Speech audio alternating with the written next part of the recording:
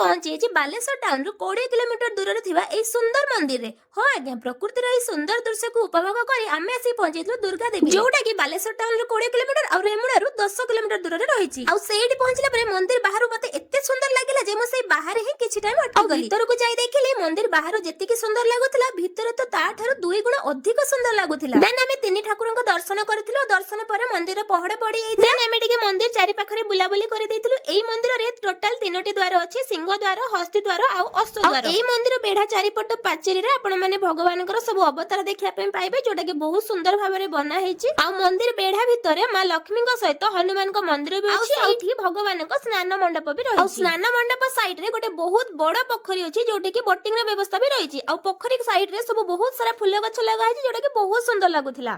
ଏଇଠି ମତେ ଗୋଟେ ଜିନିଷ ବହୁତ ବଢିଆ ଲାଗିଲା, ସେଇଟା ହେଲା ସବୁଆଡେ ଫୁଲ ଗଛ ଲଗାଯାଇଛି ଏତେ ସୁନ୍ଦର ଭାବେ।